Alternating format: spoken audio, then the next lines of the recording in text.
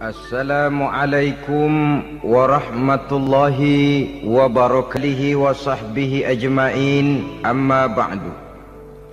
Saudara-saudara kaum muslimin rahimakumullah, salah satu dari misi Islam ialah mengangkat harkat dan martabat manusia yang sebelumnya dibedakan oleh warna kulit, oleh suku bangsa dan bahasa. Seluruhnya diikat dengan satu akidah, menghilangkan perbedaan akibat warna kulit, suku bangsa dan bahasa. Termasuk dalam upaya itu betapa Islam telah mengangkat harkat dan martabat kaum wanita. Maka pada pertemuan kali ini kita akan membicarakan tentang peranan wanita sepanjang pandangan agama. Sebelum Islam datang, nasib perempuan nyaris hanya berputar di segitiga saja. Dapur, sumur, kasur. Kasur, sumur, dapur. Seolah-olah wanita terpaut dengan tiga itu tadi. Seolah-olah wanita tidak bisa berbuat lebih banyak daripada itu. Bahkan di tengah masyarakat jahiliyah, bayi perempuan mendatangkan aib sehingga mereka lalu dikubur hidup-hidup. Maka datang Islam dengan tegas mencanangkan satu revolusi yang mengangkat harkat dan martabat kaum wanita. Nabi bersabda, "An-nisa'u imadul bilad, iza saluhat saluhal bilad, wa iza fasadat fasadal bilad." Wanita adalah tiang negara. Jikalau baik wanita, baiklah negara. Jikalau rusak wanita, hancurlah negara.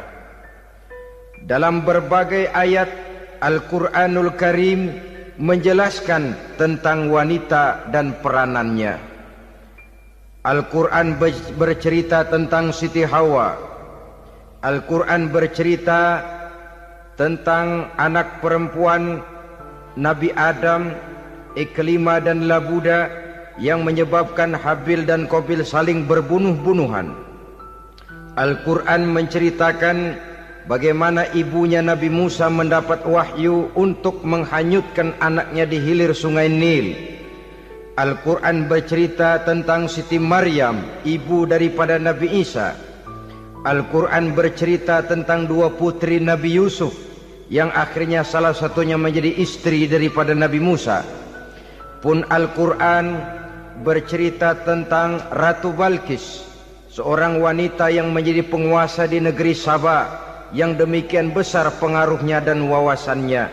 Dan banyak lagi Al-Quran menceritakan keadaan kaum wanita, sampai-sampai dalam Al-Quran ada satu surah yang dinamakan surah An-Nisa.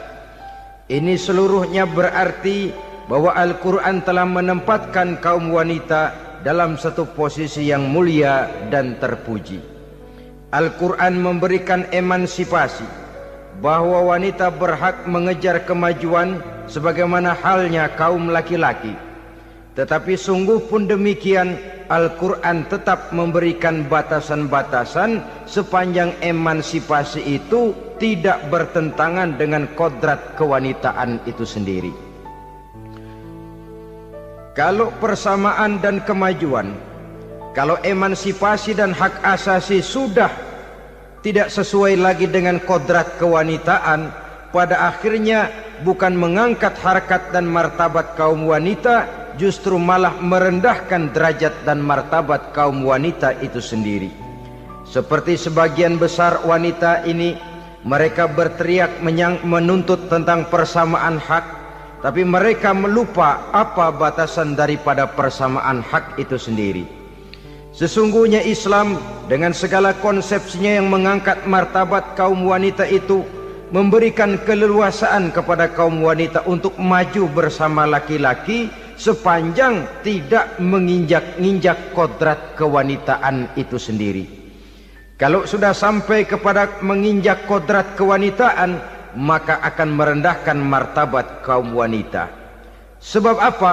secara fisik dan psikis agaknya memang laki-laki sudah ditakdirkan oleh Allah untuk menjadi pembimbing bagi kaum wanita. Walaupun tidak tertutup kemungkinan wanita tampil sebagai pemimpin, tetapi dari segi fisik biologis misalnya, laki-laki itu diciptakan kekar, kuat untuk memikul dan melaksanakan tugas-tugas yang berat. Sedangkan perempuan pada umumnya adalah lembut, ayu, lemot, denok, geboy, dan lain sebagainya. Maka kalau kita baca sejarah, Allah itu belum pernah mengutus rasul perempuan. Semua rasul laki-laki. Sebab apa? Secara fisik biologis tugas kerasulan lebih dimungkinkan oleh seorang laki-laki. Tugas rasul itu berat. Kadang-kadang perang, dicaci maki, berhadapan dengan ujung tombak, ujung pedang dan lain sebagainya. Makanya seluruh rasul laki-laki, dan Allah belum pernah mengutus rasul perempuan. Dari segi lain, perempuan itu banyak terhalang untuk melaksanakan ajaran agama. Misalnya 1 minggu dalam sebulan perempuan itu terkena cuti khusus, mengalami masa menstruasi, tidak sholat, tidak puasa, tidak melaksanakan ajaran agama yang tidak dibolehkan pada saat menstruasi itu. Kalau ada rasul perempuan, lalu saat malaikat akan menyampaikan wahyu, kebetulan rasulnya sedang men, wah, itu bisa balik-balik lagi malaikat Jibril ke langit itu. Mau turun nyampein wahyu, balik lagi ke atas, ditegur, kenapa balik lagi Jibril? Rasulnya lagi head.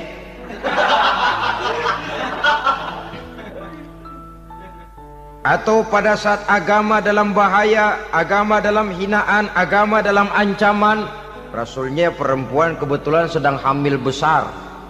Apa lalu perang ditunda? Pengumuman perang ditunda saja sampai rasul melahirkan. Tentu lebih tidak mungkin lagi. Secara fisik biologis laki-laki lebih memungkinkan untuk melaksanakan tugas kerasulan ini. Maka seluruh rasul yang diutus Allah adalah laki-laki. Saudara hadirin yang saya muliakan, sungguh pun demikian, Islam itu mengangkat martabat wanita sedemikian tinggi sebagai tiang negara yang menentukan jatuh dan bangunnya negara, yang ikut mewarnai bahkan menjadi warnanya suatu negara. Walaupun peranannya memang tidak begitu kelihatan, tapi sesungguhnya amat sangat menentukan. Oleh karenanya, secara umum emansipasi yang digariskan oleh Islam, emansipasi yang tidak bertentangan dengan kodrat kewanitaan di berbagai aspek kehidupan. Kalau sekarang emansipasi ini kelihatannya sudah salah pasang, salah kaprah. Bahkan belum lama kita menyaksikan bagaimana ada binaragawati. Di zaman sekarang perempuan sudah mulai angkat besi. Saya mulai mikir kalau perempuan sudah pada angkat besi, ini sudah tanda suaminya udah deket dibanting-bantingin ini. Tahun-tahun mendatang mungkin akan menyusul perempuan mulai narik becak.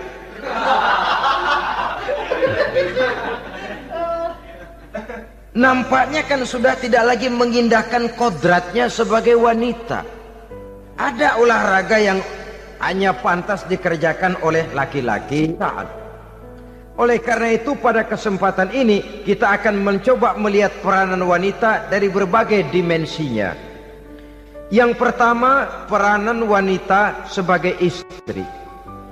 Adalah Rasul memilih istri pertamanya Sayyidatuna Khadijah radhiyallahu anha. Kalau pilihan utama beliau pertama kali nikah dengan Siti Khadijah, jelas itu pilihannya bukan karena kecantikan. Kenapa? Beliau nikahi Siti Khadijah dalam usia 40 tahun Khadijah dan 25 tahun Rasul. Statusnya janda pula. Kalau beliau seorang pemburu kembang, pemburu bunga, Kenapa mesti nikah dengan janda berumur 40 tahun? Sedangkan beliau waktu itu masih berumur 25 tahun. Apa sasaran utamanya? Bisa kita lihat nanti. Setelah beliau diangkat menjadi Rasul, ternyata Khadijah lebih daripada seorang istri. Beliau masuk ke dalam staf Nabi. Orang lain beliau belum beriman, beliau malah beriman lebih dahulu sebagai perempuan pertama yang masuk Islam. Orang lain memusuhi Nabi, beliau malah mengorbankan hartanya untuk membantu perjuangan Nabi. Istri setia semacam ini, dengan peranannya sebagai istri yang sedemikian rupa, memberikan andil yang sangat besar bagi kesuksesan dan keberhasilan seorang suami. Sebaliknya, seorang istri bisa mempengaruhi suaminya. Seorang suami yang jujur, polos, lugu, sederhana, bisa jadi koruptor ulung kalau didorong-dorong oleh istrinya. Seorang istri Pak Lurah memang tidak ikut mengatur kelurahan, tapi dia bisa mewarnai suaminya. Seorang istri gubernur memang tidak ikut mengatur provinsi, tapi dia bisa mewarnai suaminya. Sepanjang warnanya positif, tentu sangat baik dan sangat diharapkan. Tetapi kalau warnanya negatif, kiamatlah akibatnya umat ini. Oleh sebab itu, peran pertama dari kaum wanita sesungguhnya adalah sebagai istri yang mendampingi suami untuk mengolah dan melaksanakan tugas-tugas besar. Dari seorang yang paling kecil sampai kepada seorang yang punya jabatan paling tinggi sekalipun, pengaruh dan peranan istri memang sangat menentukan. Saudara hadirin kaum muslimin rahimakumullah. Itulah sebabnya Nabi menikah dengan Siti Khadijah. Dan lebih dari itu, sebelum menikah dengan Nabi, Siti Khadijah itu sudah terkenal sebagai pengusaha wanita, business girl kalau bahasa sekarang ini. Bahkan jaringan-jaringan bisnisnya tidak hanya Mekah saja, tidak hanya antar kota, bahkan sudah antar negara. Dari Mekah ke Syam, dari Mekah ke Madinah dan lain sebagainya, yang bahkan kita tahu Rasul pada mulanya pun ikut membantu perdagangannya Siti Khadijah radhiyallahu anha ini. Jadi kalau bercermin dari karier Siti Khadijah, boleh saja wanita bergerak di bidang bisnis, asal memang profesi, bukan karena dengan senjata dan modal kecantikan lalu membujuk dan merayu orang sampai telap sehingga bisnisnya berjalan lancar dengan jalan menjual kecantikannya. Tidak, bergerak di bidang bisnis yang memang profesinya di situ. Tidak ada salahnya. Bisa saja perempuan menjadi business girl seperti yang dicontohkan oleh Siti Khadijah radhiyallahu anha ini. Sebab itu, kontes-kontesan yang hanya bertitik kepada rupa yang ayu saja, rupa yang cantik saja, sesungguhnya bukan hanya tidak bermanfaat, tapi saya pikir juga sangat tidak mendidik. Yang mengajar anak-anak remaja putri kita untuk berlomba-lomba hidup dalam kepalsuan. Alis mata palsu, hidung pesek dimancungin palsu, operasi plastik. Alis matanya dikerik bikin yang palsu, tai lalat lagi bikin yang palsu, gincu bibir dimerahin palsu. Seluruhnya hidup dalam kepalsuan. Akan lebih baik kalau kita ini misalnya mengadakan kontes yang menitik beratkan kepada ketinggian IQ, kecerdasan, kemampuan, skill, keahlian dan kemampuan. Tidak hanya dititik beratkan kepada rupa yang ayu dan cantik semata-mata. Sebab di samping manfaatnya diragukan, juga sangat tidak mendidik buat generasi yang akan datang. Terutama ibu-ibu, peran utama wanita sesungguhnya adalah sebagai istri mendampingi suami dalam melaksanakan tugas-tugas besar. Satu hari, serombongan ibu-ibu pernah datang menghadap Rasul mengajukan satu resolusi, protes kalau bahasa kita sekarang. Ya Rasul, ada apa bu? Kalau laki-laki sih enak. Enak bagaimana? Iya, kalau orang laki-laki sholat, perempuan sholat. Laki-laki puasa, perempuan puasa. Laki-laki pergi haji, perempuan pergi haji. Laki-laki menuntut ilmu, perempuan bisa menuntut ilmu. Tapi kalau laki-laki pergi jihad, perang membela agama, kami perempuan tidak bisa ikut jihad perang di medan pertempuran. Padahal pahala jihad sangat besar dan kami ingin mendapat pahala jihad. Tidak adil kalau begini ya Rasul, izinkan kami pergi jihad. Ini perempuan di zaman Rasul, kalau ada kebaikan tidak bisa ikut, rasanya rugi bukan main, lalu protes. Apa jawab Rasul? Beliau senyum. Ibu-ibu jangan khawatir, walaupun ibu-ibu tidak maju ke medan perang, ada ibadah yang pahalanya sama dengan pahala jihad itu. Apa ya Rasul? Beliau menjawab, jihadukunna fi baitikunna. Jihadnya ibu-ibu, jihadnya kaum wanita adalah di rumah tangganya sebagai istri. Memasak makanan suaminya, mencuci pakaian istrinya, mengasuh, merawat dan membesarkan anak-anaknya, itu seluruhnya bagian daripada ibadah yang pahalanya tidak kurang dengan pahala jihad. Kenapa? Al-Quran itu memberikan sesuatu sesuai dengan kedudukannya. Kalau perempuan pergi perang jihad membela agama, musuhnya laki semua, kayak apa perangnya? Itu musuhnya bisa nggak mau pakai pedang, perangnya udah gulat aja udah. Sehingga Rasul lalu memberikan satu jalan keluar yang membuat wanita-wanita itu lega. Jihadukunna fi baitikunna. Ibu-ibu sih tidak usah khawatir, jihad ibu adalah di rumah tangga ibu-ibu semua. Sejak bangun tidur sampai tidur kembali, nyaris kaum ibu itu 24 jam pekerjaannya. Sebagai istri, dia melaksanakan jihad di rumah tangganya. Peranan wanita yang pertama adalah sebagai istri, yang walaupun tidak kelihatan dan menonjol seperti halnya laki-laki, tapi sangat mewarnai, bahkan menjadi warna dari tugas apapun yang dihadapi oleh suaminya. Dulu ada seorang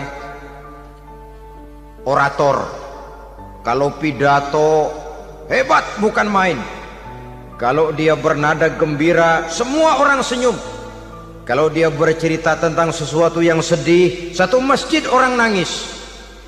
Orang tanya kepadanya, Pak, bisa pidato begitu hebat, siapa yang bikin? Ya saya sendiri. Istrinya dari belakang bilang, tidak, yang bikin pidatonya hebat saya. Kata suaminya, mana bisa, saya, kata istrinya. Kalau saudara tidak percaya, tunggu Jumat depan, dia khutbah Jumat, saya akan bikin khutbahnya tidak hebat, kata istrinya. Sudah hari Rebo, siap-siap mau bikin konsep khutbah, baru mau nulis, datang istrinya, Bang, tolong pegangin anak, saya mau ke warung. Mau bikin konsep lagi, kata istrinya, Bang, tolong ini, tolong itu, tolong ini. Sampai mau berangkat khutbah Jumat, khutbah belum selesai dibikin. Begitu naik mimbar, kehabisan bahan. Sudah 10 menit masih ama ba'du. Ini yang dengar heran, ini orang kok bicaranya bisa cuma amat sama badu saja.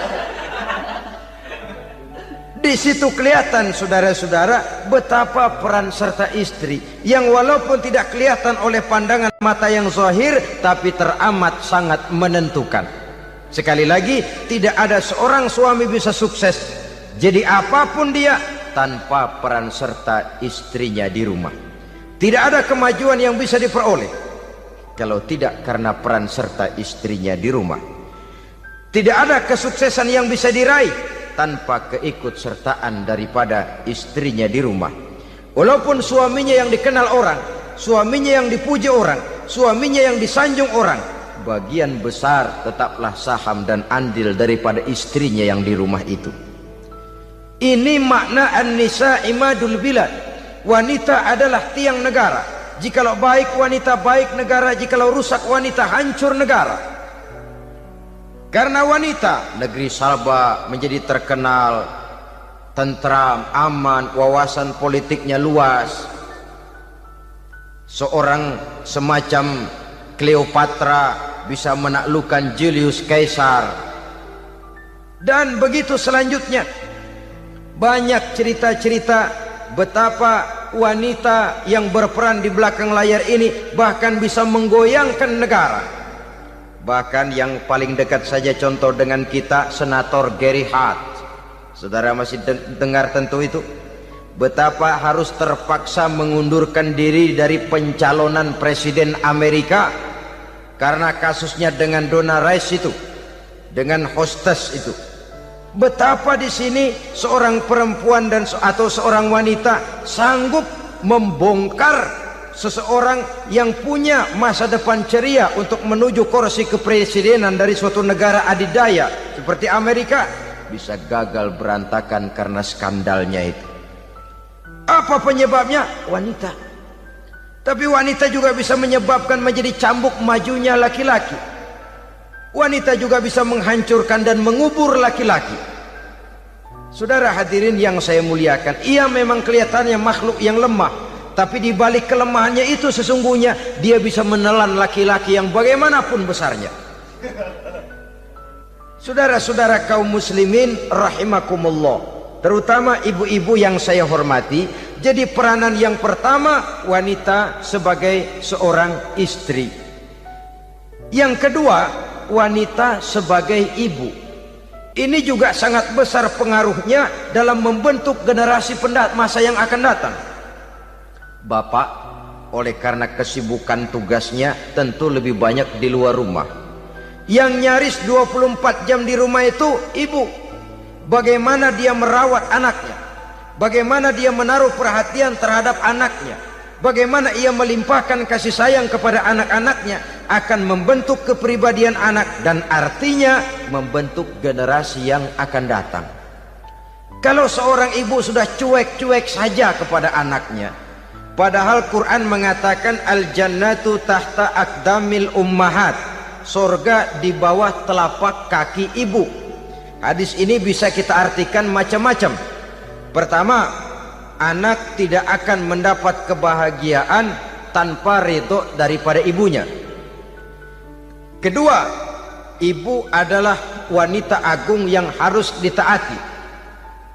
Ketiga, neraka atau surga anak bergantung kepada ibu, bagaimana dia mewarnai anak. Kalau ibunya cuek-cuek saja sama anaknya, dan sering jadi contoh klasik, kalau anak ayamnya beduk maghrib belum pulang, satu RT dicariin, hansip diundang, kalau perlu dan ramil dilaporin. Tapi kalau anak gadisnya jam 12 tengah malam belum pulang, ibu tenang-tenang saja Pak. Tidak tergerak dan tidak tertarik hatinya. Ya tentu tidak semua. Kalau sudah begitu, bukankah hakikatnya ibu sudah menciptakan neraka buat anaknya sendiri? Khalil Gibran dalam satu tamsil yang indah pernah mengatakan, kalau kita diberikan sebutir mutiara, sebutir intan, dan intan itu sebutirnya sebesar telur ayam, benda yang sangat langka dan berharga, tentu kita sayang intan atau mutiara itu. Kita jaga baik-baik, kita simpan dalam kotak, kotaknya kita kunci, kotak itu kita simpan di dalam lemari, lemarinya kita kunci lagi, lemarinya ada di dalam kamar, kamarnya pakai pintu, pintunya kita kunci lagi. Kamar itu ada dalam rumah, rumahnya pakai pintu, dikunci lagi. Kemudian rumahnya pakai pintu gerbang besar, gerbangnya juga digembok lagi. Untuk menjaga intan itu jangan sampai hilang, begitu usaha kita berlapis-lapis. Dan intan itu sudah diberikan kepada kita, kata Khalil Gibran. Apa dia? Anak-anak yang diamanahkan Allah kepada kita. Itu intan-intan mahal, itu mutiara-mutiara pilihan yang dititipkan dan diamanahkan untuk kita jaga sebaik-baiknya. Haruskah dia sia-sia di tangan kita? Haruskah dia merana jatuh di tangan ibu yang tidak punya tanggung jawab? Saudara hadirin yang saya muliakan, oleh karenanya peranan sebagai ibu ini sangat menentukan bagi pembentukan generasi yang akan datang. Salah ibu mengarahkan anak, akan lahir generasi mendatang yang tidak kita harapkan. Sehingga Nabi bersabda, kullu mauludin yuladu 'alal fitrah fa abawaihi yuhawwidanihi aw yunassiranihi aw yumajjisanihi. Setiap bayi dilahirkan dalam keadaan suci. Setiap bayi dilahirkan dalam keadaan bersih, tidak punya dosa. Islam tidak mengenal dosa warisan. Semua saja bayi lahir dalam keadaan suci dan bersih. Kalau demikian lalu bagaimana? Kata Nabi, ibu bapaknya lah yang kelak akan menjadikan anak itu sebagai Yahudi, yang kelak menjadikan itu anak itu sebagai Nasrani, atau menjadikan anak itu sebagai Majusi. Ibu bapaknya yang mewarnai anak. Ibaratnya anak itu kertas putih, mau ditulis tinta hijau warnanya hijau, mau ditulis tinta merah warnanya merah, mau ditulis tinta hitam pun warnanya hitam. Oleh karena itu pembentukan anak yang soleh secara mental sesungguhnya sudah diwarnai oleh kebiasaan ibu bapak dalam pergaulan di rumah tangganya secara mental. Sehingga dengan demikian saudara-saudara, salah kaprah ibu dalam mengarahkan anak-anaknya akan melahirkan generasi penerus yang sungguh-sungguh tidak kita harapkan, dan pada gilirannya akan membahayakan perkembangan bangsa dan negara, membahayakan kita sebagai suatu umat. Apalagi sekarang ini masih banyak orang-orang muslim, orang-orang tua muslim yang kadang-kadang menyekolahkan anaknya di sekolah yang membahayakan akidahnya, mematikan imannya, menghancurkan tauhidnya. Pokoknya asal bonafid keluar sekolah ada jaminan lapangan kerja. Perkara anak mau kafir mau murtad bukan urusan. Alangkah ironi dan sangat menyedihkan. Saudara-saudara yang saya hormati, jadi dari segi kaum wanita peranan ibu sangat besar. Dari segi anak, ketaatan kepada ibu, doa restu ibu akan membawa kepada kebahagiaan hidup. Doa ibu mustajabah, kutukan ibu manjur. Beberapa hikayat dan riwayat menjadi contoh dan tamsil buat kita betapa tidak ada satu kebahagiaan di dunia ini yang bisa ditegakkan tanpa doa restu daripada ibu. Pantas kalau dalam Al-Quran ada ummul kitab, ibunya atau induknya kitab. Tiap negara punya ibu kota, bapak kota tidak ada. Lalu lagi wawasan Nusantara disebut ibu pertiwi, bapak pertiwi kemana tahu. Saudara hadirin yang saya muliakan, lalu dalam peringatan hari-hari besar nasional ada yang namanya Hari Ibu. Hari bapak nggak pernah diperingati. Ada Hari Ibu, dan ibu itu pun ada Ibu Kartini, ada Ibu Dewi Sartika, dan macam-macam lagi yang seluruhnya merupakan refleksi dan gambaran betapa peranan kaum wanita di dalam kehidupan ini yang memang banyak mewarnai dan menjadi warna dari suatu kegiatan.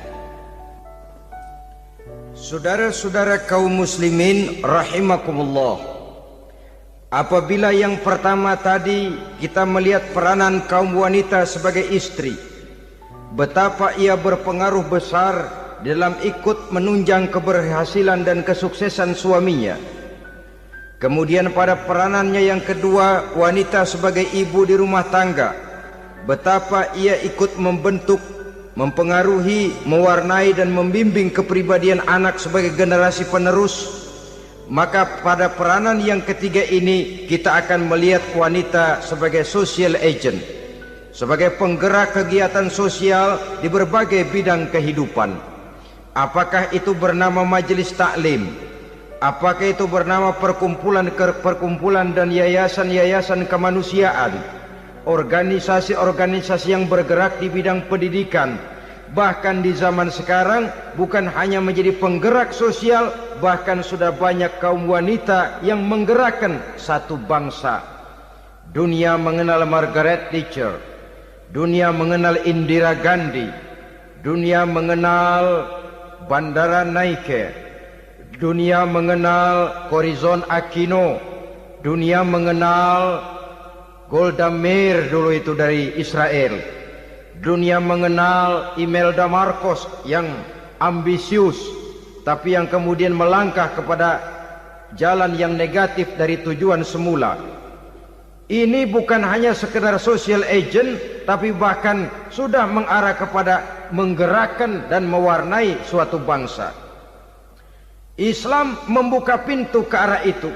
Wanita duduk dan berfungsi sebagai social agent, mengurus berbagai macam perkumpulan yang bertujuan kepada kebajikan, menyantuni yatim piatu, memelihara kesehatan, menyayangi binatang, memelihara kelestarian lingkungan dan lain sebagainya. Islam membukakan pintu sepanjang peranan sebagai istri dan sebagai ibu tidak diabaikan. Ini sebab yang utama. Salah seorang perempuan, kaum wanita, kalau terlalu aktif berorganisasi, terlalu aktif bermasyarakat, terlalu aktif dalam berbagai macam perkumpulan, lalu melupakan tugas utamanya sebagai istri dari suaminya, sebagai ibu dari anak-anaknya. Ibu asik rapat sana, rapat sini. Anak tidak pernah diajak rapat, akhirnya si anak bikin perkumpulan sendiri, rapat menurut versi mereka. Sehingga akibatnya yang timbul anak merasa kurang diperhatikan oleh ibunya. Ngaji bagus, tapi kalau sepanjang hari ngaji saja, suami pulang mau makan tidak ada makanan, mau berganti pakaian belum lagi diteriskan pakaiannya, tentu ini melupakan fungsi yang utama.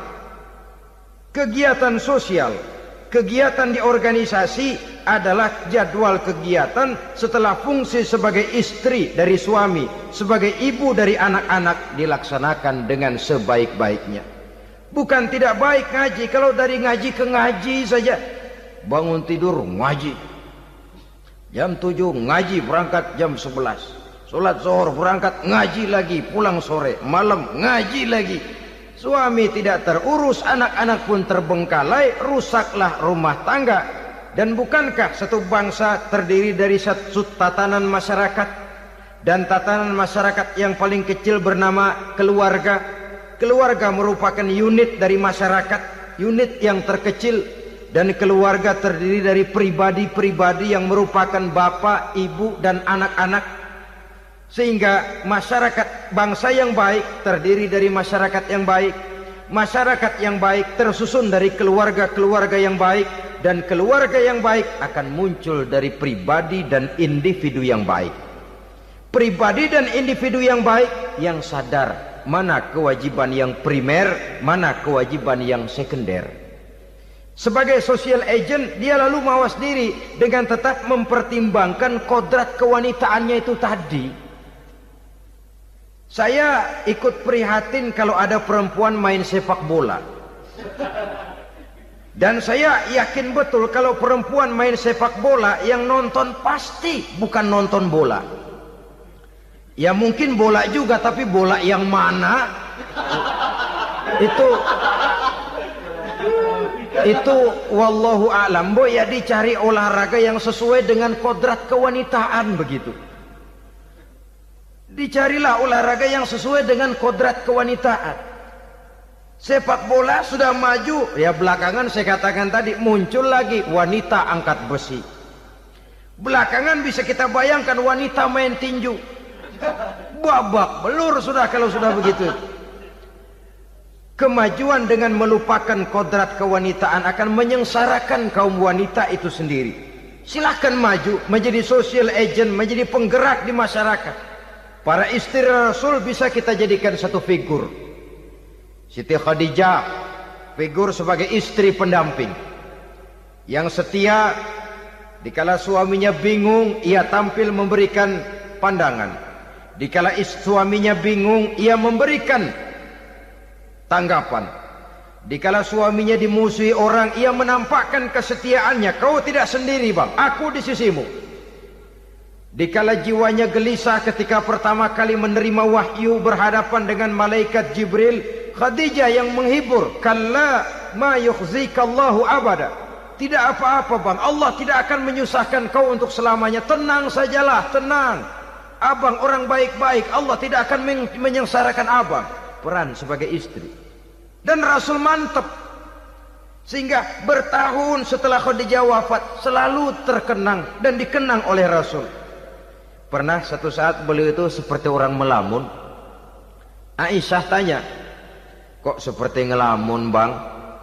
Iya, kata Rasul, saya seperti mendengar suara terompahnya Khadijah di surga. Padahal Khadijah sudah lama wafat. Aisyah mendengar itu rada sedikit manyun. Kata Aisyah, bang, cukup sekali ini saja, jangan sebut-sebut lagi nama itu ya. Cemburu rupanya. Ya soal cemburu sih nggak bini Nabi, nggak bini kita, namanya cemburu. Perempuan mesti ada. Apa jawab Rasul? Ya Humairah, Aisyah, haruskah saya melupakan seseorang yang dikala orang lain memusuhi saya, dia mati-matian membela saya. Dikala orang lain mau membunuh saya, dikorbankan hartanya untuk membantu perjuangan saya. Mestikah saya melupakan orang yang begitu baik? Tidak Aisyah. Sepanjang nafas masih ada, sepanjang itu saya tidak akan bisa melupakan Khadijah sayang. Peran sebagai istri Khadijah ini, peran sebagai istri. Suaminya bingung, istrinya memberikan hiburan. Kadang kan tidak, suami bingung, istri bingungan lagi. Ya sudah, mari ramai-ramai kita bingung sudah. Bukan mencari jalan keluar, yang sudah bingung malah ditambahin bingung lagi. Saudara hadirin yang saya hormati, lalu figur Siti Aisyah, muda, cantik, kreatif, cerdas. Kalau bahasa sekarang barangkali wanita karier ini. Ini figur-figur loh. Jadi punya keistimewaan masing-masing, sehingga ada pilihan. Ya tentu orang mencari istri itu kan karena ada dasar pilihan. Mungkin rupanya kurang menarik tapi akhlaknya bagus. Mungkin akhlaknya sedang-sedang saja tapi potongannya cakep, masih ada pilihan. Sudah potongan jelek, akhlak bejat. Emangnya lu milih merem tempo hari ya?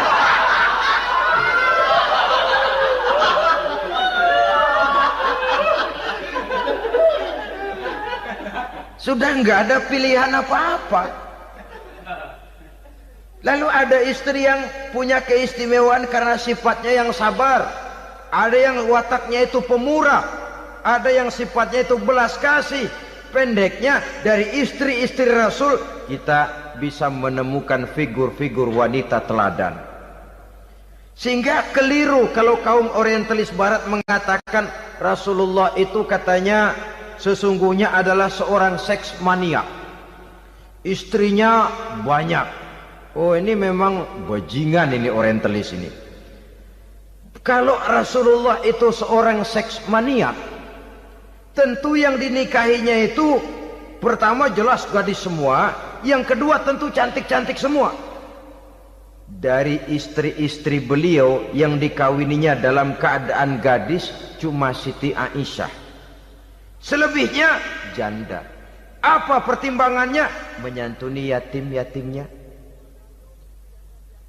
mengayomi janda-janda yang ditinggal suaminya gugur di medan perang, untuk memperkuat keimanannya.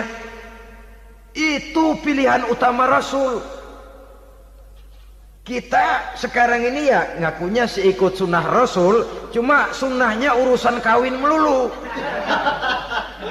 Ada duit sedikit, kawin maning, kawin maning. Ditanya orang kenapa kawin melulu, sih mas sunnah Rasul. Bukan main. Kalau sudah urusan kawin pahlawan betul sunnah Rasul. Padahal kawin lagi dalam Islam itu sungguh pun boleh, tapi tidak diperintah. Tidak diperintah, memang cuma boleh. Itu kalau dalam pesawat itu cuma semacam emergency exit loh ya. Yang tidak boleh sembarang waktu bisa dibuka. Kalau memang sanggup berlaku adil, tafadhol. Kalau tidak, satu juga nggak habis.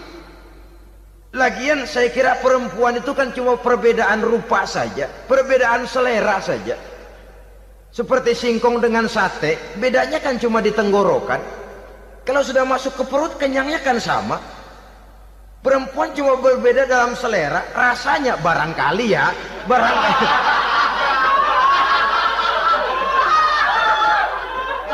Barangkali tidak jauh beda.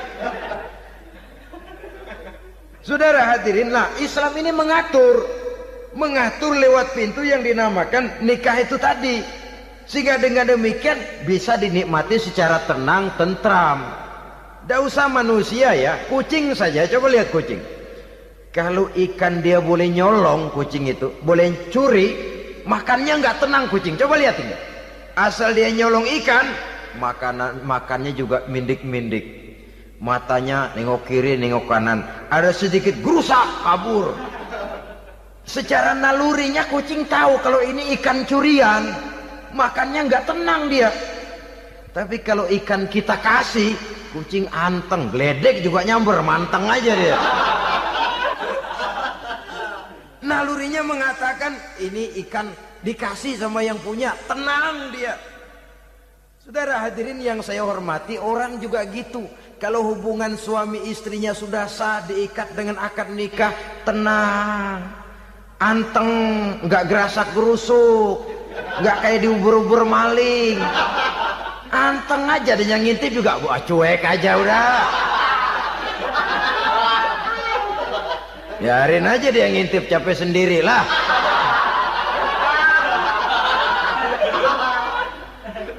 Tapi kalau nyuri-nyuri, coba lihat dah. Mana di kebun banyak nyamuk, Hansip mukul tiang listrik, dia yang bingung. Islam ini sesungguhnya memudahkan jalan, saudara-saudara. Jadi sebagai social agent, wanita bisa berperan untuk itu. Apalagi untuk hal-hal yang menyangkut wawasan kemanusiaan, di mana kaum wanita karena emosinya lebih tinggi daripada kaum laki-laki, dia sangat peka terhadap masalah-masalah yang menyangkut kemanusiaan. Hatinya mudah tergugah, perasaannya cepat terenyuh. Dengan penderitaan dia cepat tergugah. Dia bisa menjadi social agent tanpa harus melupakan fungsi utama sebagai istri dan sebagai ibu dari anak-anaknya, sebagai istri dari suaminya. Saudara hadirin yang saya muliakan, dahulu Al-Quran pernah menceritakan betapa istri-istri pembesar di istana mewah di zaman Nabi Yusuf, kalau istilah sekarang nyonya-nyonya jet set, nyonya-nyonya VIP, betapa mereka mau memporak-porandakan keimanan seorang pemuda seperti halnya Nabi Yusuf alaihi salam. Dan Nabi Yusuf kemudian ternyata tidak mau jadi gigolo yang kerjanya hanya menyenangkan wanita-wanita jet set kelas VIP ini tadi. Sesungguhnya ini cuma satu simbol yang kejadiannya bisa saja terjadi pada zaman modern dalam versi dan kondisi yang berbeda. Namun bagaimanapun juga, wanita dengan peranannya sebagai social agent, sebagai penggerak masyarakat, sangat besar pengaruhnya dalam ikut mewarnai perkembangan suatu negara. Seorang suami perlu memberikan dorongan kalau istrinya aktif di bidang sosial, asal dengan catatan saja, fungsi sebagai istri, fungsi sebagai ibu jangan sampai terlantar karenanya. Bahkan saya katakan tadi, di zaman sekarang wanita tidak lagi hanya berfungsi sebagai social agent, bahkan sebagai national agent, penggerak dari satu bangsa. Muncul wanita-wanita yang jadi menteri, yang jadi anggota DPR, bahkan yang jadi kepala desa dan lain sebagainya. Secara umum memang ar-rijal qawwamuna 'alan nisa. Laki-laki adalah pembimbing bagi kaum wanita karena kelebihan fisik biologis, kelebihan kemampuan intelektual dan lain sebagainya. Namun wanita pun boleh saja menjadi social agent sepanjang catatan yang saya sampaikan tadi. Jangan sampai melupakan kodrat kewanitaan, jangan sampai mengalahkan fungsi sebagai istri dari suaminya, sebagai ibu daripada anak-anaknya. Nah, kemudian fungsi yang keempat di bidang ilmu pengetahuan. Islam memberikan kesempatan yang sama kepada kaum wanita. Talabul ilmi faridatun ala kulli muslimin wa muslimatin. Menuntut ilmu itu wajib hukumnya bagi orang Islam, baik laki-laki maupun perempuan. Sampai dibentuk kalimat pengecuali khusus ini, muslimin wa muslimatin, bagi muslim laki-laki, bagi muslim perempuan. Dan alhamdulillah, kalau dulu di zaman Raden Ajeng Kartini, nasib perempuan berada di balik pintu yang digembok rapat-rapat, siklusnya berputar cuma sumur, dapur, kasur, kasur, sumur, dapur, dapur, sumur, kasur. Melingkar di situ satu saja peranan kaum wanita. Memberontak jiwa Raden Ajeng Kartini, menuntut persamaan bahwa wanita berhak maju sama dengan laki-laki. Entah Islam sejak 14 abad yang lalu sudah mencanangkan ini, menuntut ilmu wajib bagi laki-laki dan perempuan beragama Islam. Orang Islam baik dia laki-laki, baik dia perempuan, wajib menuntut ilmu. Ilmu dalam artian umum, tidak hanya sekedar fikih tauhidnya, ya di bidang kedokteran, di bidang teknik, di bidang hukum dan lain sebagainya. Ini yang perlu dibanggakan. Kalau perlu ini yang perlu diadakan kontes. Kontes IQ. Wanita yang paling berprestasi di bidang ilmiah. Wanita yang punya prestasi di bidang menjaga kelestarian lingkungan hidup. Wanita yang punya prestasi menggerakkan sosial, menyantuni yatim piatu, memelihara kesehatan. Adakan kontes macam itu untuk mendorong. Ini enggak, kalau kontes yang diukur betis, bibir, pinggul, payudara, lubang hidung, ukur sekalian kita. Apa manfaatnya dan apa unsur pendidikan yang ada di dalamnya? Tidak menguntungkan, tidak mendidik, dan tidak membawa manfaat. Kecuali lalu yang timbul pola hidup konsumen, pola hidup konsumer, pola hidup yang material, pola hidup yang wah, pola hidup yang gemerlapan. Ya, kalau oleh anak-anak muda yang terjangkau, kalau tidak, dia hanyut ditelan mimpinya. Dia ingin bergaya hidup jet set.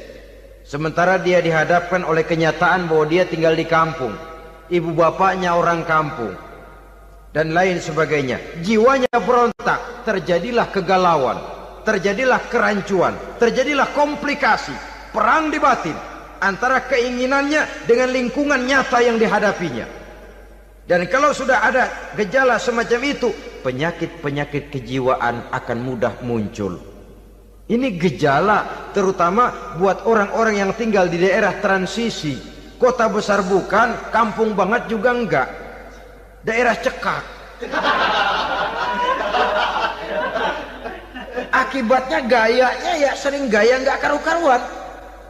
Gaya kepalang tanggung jadinya. Saudara hadirin yang saya muliakan, akhirnya apa? Santri tapi lagunya kayak koboi. Koboi tapi sesungguhnya santri. Saudara hadirin yang saya hormati, dengan demikian maka di bidang ilmu pengetahuan wanita mempunyai peranan yang sangat besar. Dia bisa tampil dengan karya-karya ilmiahnya yang membawa manfaat bagi perkembangan agama, bangsa dan negaranya. Majulah kaum wanita dengan ilmu pengetahuan, tuntutlah ilmu seluas-luasnya. Kita hidup di satu negara yang merdeka, kita beragama yang memberikan satu keyakinan bahwa menuntut ilmu merupakan kewajiban, bahwa peranan wanita tidak hanya di belakang dapur, lain sebagainya yang seluruhnya terpantul dari dinamika kehidupan kaum wanita. Saudara-saudara kaum muslimin rahimakumullah. Kemudian yang kelima, peranan wanita dalam bidang agama. Kita bersyukur sekarang ini gejalanya dimanapun pengajian, biasanya lebih ramai pengajian ibu-ibu dari bapak-bapak. Peringatan hari-hari besar keagamaan, biasanya lebih ramai ibu-ibu daripada bapak-bapak. Pengajian, ibu lebih ramai. Padahal kalau bicara sibuk, lebih sibuk ibu daripada bapak misalnya. Kalau sudah pengajian bapak-bapak, biasanya pengajiannya rame cuma 3 giliran itu. Pembukaan, maulid, penutupan. Kalau sudah yang rutin pengajian tiap minggu, 3 pojok yang ngaji. Yang atu nguap, yang atu pules, yang atu ngiler. Saudara hadirin yang saya muliakan, ada badan kontak majelis taklim yang merupakan wadah daripada kegiatan ibu-ibu. Ada Ittihadul Muballighat, Persatuan Muballighat. Ada Persatuan Para Asatizah. Dan macam-macam lagi peranan ibu-ibu di dalam kehidupan beragama. Tapi sesungguhnya harus dimulai dari bagaimana si ibu mewariskan jiwa agama kepada anak-anaknya di rumah tangganya. Kalau itu gagal, dia mau melangkah ke masyarakat, dia sudah gagal sejak awal sesungguhnya. Keberhasilannya dia menata masyarakat akan mengakibatkan dia nanti bernasib seperti Nabi Nuh. Berhasil mengajak beberapa orang kafir mengikuti ajarannya, tapi gagal mengislamkan putranya sendiri Kan'an. Bukan tidak berusaha, tapi memang Allah sudah menghendakinya sedemikian untuk menjadi contoh buat kita semua. Yang penting orang tua berusaha dan berikhtiar. Kalau sudah berusaha dan berikhtiar, anak ternyata memang sulit diurus, barangkali memang fotokopinya Kan'an tuh anak. Ya orang tua kalau sudah berusaha, ya tawakallah. Jangan belum berusaha lalu berkata, jangan anak kita, anak Nabi aja ada yang bengal. Ngajar tidak mau, mengajar anak tidak mau, mendidik anak tidak mau, lalu mencontoh Nabi, salah kaprah namanya. Kaum wanita bisa berperan di dalam agama. Ketika Rasul hijrah, itu kan beliau tidak langsung ke Madinah. Dari Mekah itu beliau mengambil jalan arah ke kiri menuju Gua Sur. Ini dalam strategi militer punya makna sendiri. Jenderal yang ulung, ahli strategi militer ini. Di Gua Sur sana beliau tinggal 2 hari 3 malam. Siapa yang membawa makanan ke Gua Sur? Siapa yang menjadi kurir untuk mengintai kegiatan-kegiatan Quraisy setelah Nabi berangkat hijrah? Asma, putri Abu Bakar Siddiq radhiyallahu anhu. Jadi kurir, jadi spion, membawa makanan untuk Rasul dan ayahnya di Gua Sur. Ini peranan wanita. Di tengah bahaya, di tengah keadaan posisi terjepit, Rasul di dalam gua, diamatinya keadaan Quraisy, dilaporkannya kepada Rasul. Jasa seorang wanita bernama Asma, putri dari Abu Bakar Siddiq radhiyallahu anhu. Rabi'atul Adawiyah, seorang sayyidah sufiyah, ahli tasawuf yang terkenal dengan ajaran cintanya kepada Tuhan. Dia bisa menjadi tokoh wanita dalam gerakan sufi oleh karena kegiatannya di bidang agama, dalam arti mujahadahnya kepada Allah Subhanahu wa taala. Dia korbankan bagian besar daripada hidupnya untuk mengabdi kepada Allah.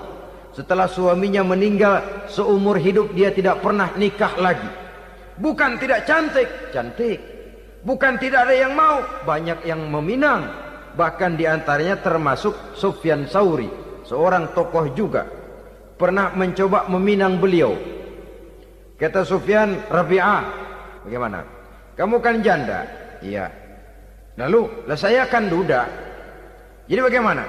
Daripada kita masing-masing sendiri-sendiri kan lebih baik kita join. Maksud kamu apa? Saya mau meminang kamu. Boleh? Tapi mas kawinnya saya minta engkau jawab 4 pertanyaan saya. Kalau bisa, diri saya seutuhnya saya berikan kepada kamu. Kalau tidak, tidak usah saja. In ajabtani fi 4 masail fa ana laka. Kalau engkau sanggup menjawab 4 pertanyaan saya, seluruh diri saya bulat-bulat saya serahkan kepada kamu. Yang pertama, Sufyan, semua orang kan bakalan mati. Iya. Ya soal mati sih sama, mati. Cuma hakikat mati kan lain-lain. ada yang matinya itu husnul khatimah, mati baik di akhirnya. Lagi ngaji mati, lagi baca Quran mati, lagi sholat mati, lagi dengar ceramah mati, lagi sodakoh mati. Itu mati-mati yang su'ul khatimah. Ada yang mati itu mati yang husnul khatimah, maksud saya. Ada mati itu yang disebut su'ul khatimah, jelek di penghujungnya.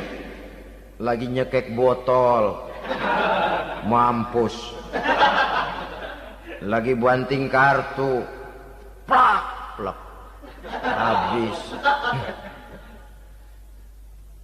lagi makan riba mati, lagi zina mati, lagi nipu mati. Kira-kira kalau saya nanti mati su'ul khatimah apa husnul khatimah? Loh, saya nggak tahu, kamu mati saja belum. Tidak bisa kamu jawab, tidak bisa. Yang kedua, setelah mati kita masuk ke alam kubur. Di kubur kita akan dapat nikmat kubur atau azab kubur. Hari itu kira-kira saya dapat nikmat apa dapat azab? Saya tidak tahu. Di padang mahsyar setelah ditimbang kita dapat kitab di tangan kanan kalau baik, di tangan kiri atau dari belakang kalau jahat. Hari itu saya dapat kitab di tangan kiri apa tangan kanan? Saya nggak tahu. Yang keempat, orang akan lewat di atas sirat. Yang selamat sampai surga, yang celaka sampai ke neraka. Kira-kira saya yang selamat apa yang celaka? Wah, kata Sofyan, gua nggak tahu, udah butak dah lempangan itu deh. Kalau kau tidak tahu Sofyan, tidak bisa jawab 4 pertanyaan ini, maaf saja, lamaranmu saya tolak dan saya tidak akan nikah. Ini yang saya khawatir. Maka dia terkenal sebagai Sayyidah Sufiyah, tokoh wanita dalam dunia sufi. Dan artinya wanita bisa berperan banyak dalam bidang agama, sebagai pengasuh majelis taklim, sebagai pengasuh yatim piatu, sebagai gerakan-gerakan keagamaan yang positif dan lain sebagainya. Ini dimungkinkan karena Islam menunjang harkat dan martabat kaum wanita. Maka majulah kaum wanita Islam Indonesia dengan tetap menjaga kodrat kewanitaannya. Inilah yang kita sampaikan pada kesempatan ini. Terima kasih atas segala perhatian. Mohon maaf atas segala kekurangan. Wassalamualaikum warahmatullahi wabarakatuh.